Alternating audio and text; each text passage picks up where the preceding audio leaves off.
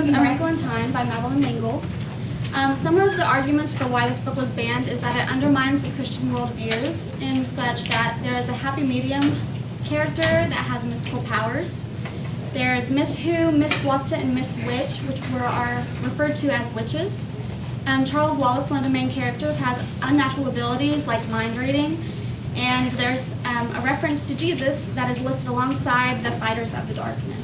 Now, some of the reasons why I think this book is really great is that it sparks the imagination, it embraces diversity, and it teaches the lesson of self-appreciation. So Meg, one of the main characters, she finds out who she really is, and she learns to appreciate her own qualities. So I'll read a little bit to you. Meg looked into the crystal ball, at first with caution, and then with increasing eagerness, as she seemed to be an enormous sweep of darkness and empty space, and then galaxies swinging across it. Finally, they seemed to move in closer on one of the galaxies. "Your own Milky Way," Miss Whatsit whispered to Meg.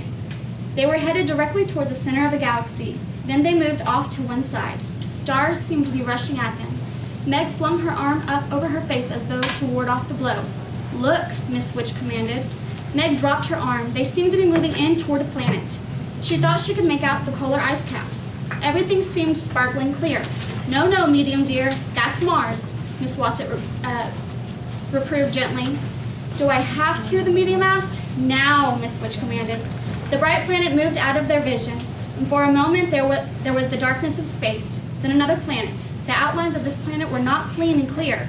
It seemed to be covered with a smoky haze. Through the haze, Meg thought she could make out one of the familiar outlines of continents like pictures in her social studies books.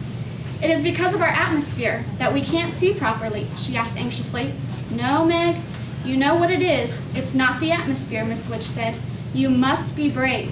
"It's the thing," Charles Wallace cried. "It's the dark thing we saw coming from the mountain peak on Uriel when we were riding on Miss Watsit's back."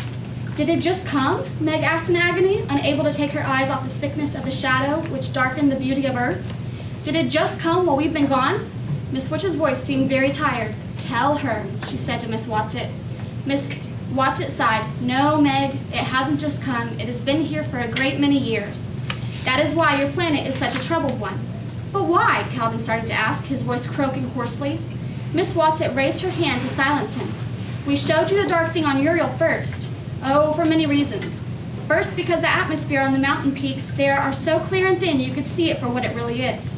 We thought it would be easier for you to understand if you saw it. Well, someplace else first, not your own Earth."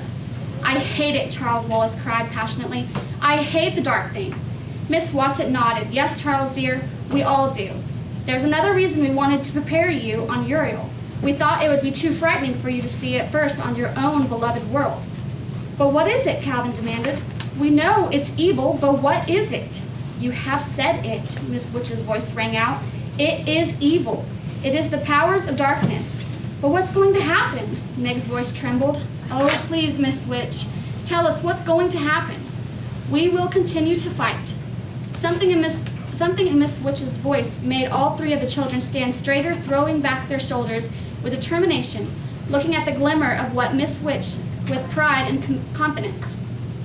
"And we're not alone, you know, children," came Miss Whatsit, the comforter. "All through the universe it's being fought, all through the cosmos. And but it's a grand and exciting battle. I know it's hard for you to understand about size, but there's very little difference in the size of the tiniest microbe and the greatest galaxy.